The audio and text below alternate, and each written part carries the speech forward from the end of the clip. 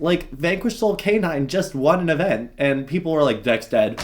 Deck's dead. Raza to 1. Stake your soul to 1. Deck's dead. What's up, guys? Today I'm doing something a little bit different. I kind of want to just rant.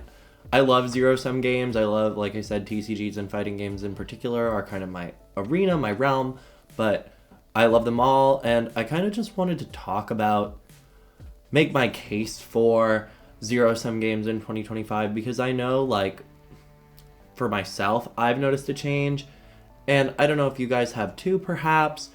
The first thing I wanted to talk about, and kind of like the reason for making this video, is modernity in general, just how the passage of time has kind of affected, and the advent of technology has affected how we approach zero-sum, and then also how this change in approach has led to this like stratified sense of community members in zero-sum gaming.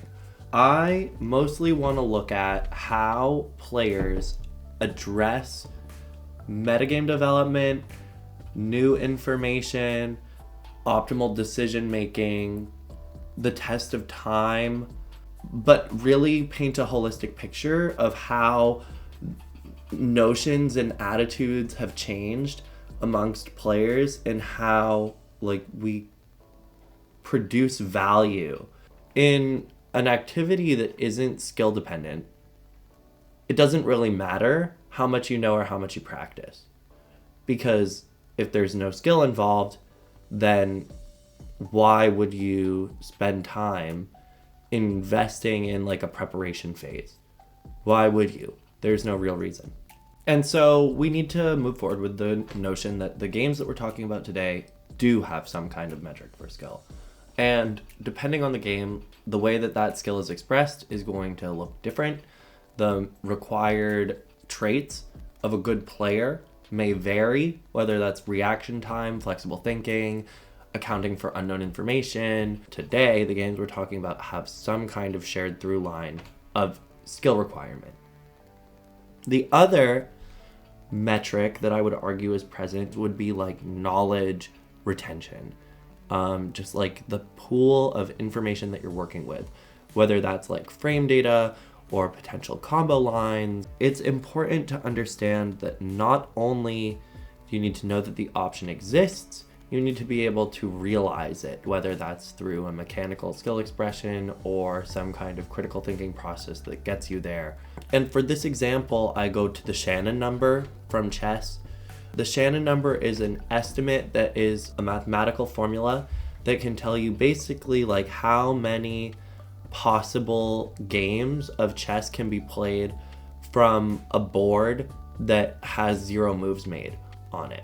And theoretically, you could apply this principle to the opening conditions of any zero-sum game, not just chess, whether that's Yu-Gi-Oh! Or fighting games, or a MOBA, or a team shooter, or whatever. But as you add more and more variables, including time, including scope, including potential locations for game elements, you obviously increase those points of complexity by a vast margin.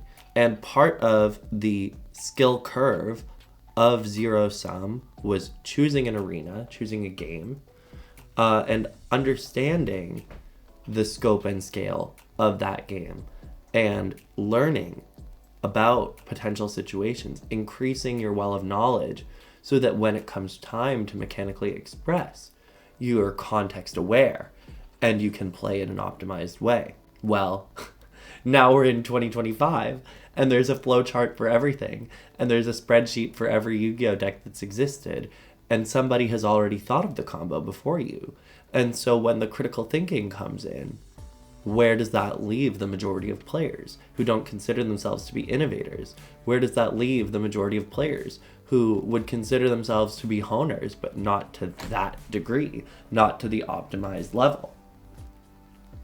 It puts us in a position of what I would argue is like cyclical and forced hegemony in terms of optimization. And I think that the direct cause for that is like a natural extension of our relationship to information and our relationship to time. and how time has changed how information is passed between players. Because as I was saying, when you're creating a foundation for yourself in Zero Sum, the discovery process, the digging of the well of information is instructive. It is concrete in cultivating your common sense as a player. And that's when you get into the nuance of discovery versus explanation and the immediacy, this feedback loop of the internet creating everything into distillations of what used to be a critical thinking process, at least within like testing groups. Maybe individuals themselves weren't getting into the lab, every single person doing things independently. But now our sources, our resources for information for optimal play, or what's good and what's not good, are so enshrined, are so omnipresent that it's hard to, for lack of a better term, deprogram yourself and approach things with a blank slate.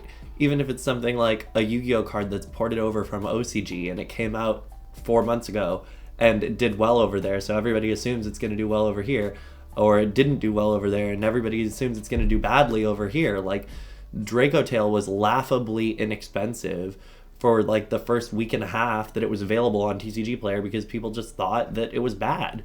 And now people think it's a top deck. It didn't top the most recent YCS, but that's another illustration of maybe the hegemonic expectation not paying off. Maybe that's a lack of digging. But despite this, you'll still find Yu-Gi-Oh players that are like, ban list when? Even though we don't even know what's good. Like, Vanquish Soul K9 just won an event, and people were like, deck's dead. Deck's dead, Ra's End to 1, Stake Your Soul to 1, deck's dead. And it goes back to the Shannon number. And it goes, like, this is the core argument of the video. Even in a world where enshrined, omnipresent hegemony exists and could be correct. Like, I'm not saying that all of these people that have done the work ahead of us are wrong. The people who are doing the work and who are doing the testing, they have the best leg to stand on when they assert that something is good or not. The problem that exists is the trickle-down effect that pervades the community into thinking that one thing is correct or one thing is incorrect, or that the game is solved, or that a ban list will fix everything. It's like, you just need to like go out and play more. You really do just need to go out and play more, or like stop playing mirror matches. And then the last thing I'll talk about is like mitigating factors, right? Because we are humans, we have limited capabilities, we are not computers, we can't do everything in perfect reaction speed, we can't make optimal decisions 100% of the time, and even if we could, what would stop these games from being actually solved? And that is when you have to break it down by arena and really look at what makes the game the game.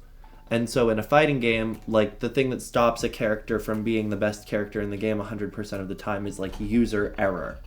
Dropping combos, bad spacing, whiff punishing, blocking something that you weren't expecting, and then being able to convert. Those human moments are what make the game interesting. You almost come full circle from like objective measure of competition. Oh, it's been solved. Oh, it's overly solved, but there's no way to connect that circle. There's no way to close that last gap of optimization because there will always be human error. And then in something like a trading card game where theoretically, like, if given enough time or given enough practice, each individual step of a turn could be played perfectly, the mitigating factor there would be like limited information. Unknown cards in hand, or like, you know, your deck isn't always all available to you. You want to draw a starter, you want to draw a turn one play, whatever game you're playing.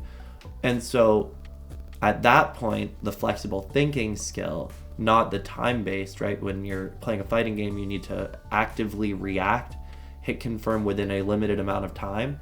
And then in a trading card game, not all of the information is in front of you, where in a fighting game, most of the information is right in front of your face. In a TCG, you have more time in between actions, but you have to think more about unknown possibilities. And so my concluding argument, no matter what game you play, is to stay alert and to stay informed, and to not only question yourself and your own discovery process as you optimize and hone and increase your individual well of knowledge, but also to investigate and question the sources from which you gather what you would consider to be like enshrined, hegemonic, true or false information about what makes something good, what makes something an optimal way to learn to play, what makes a decision worthwhile. Really, please take the time to investigate these things on your own, and don't be afraid to iterate, because the human element that you bring to the game might be the innovation that changes people's minds later on about what should be in the metagame now or moving forward.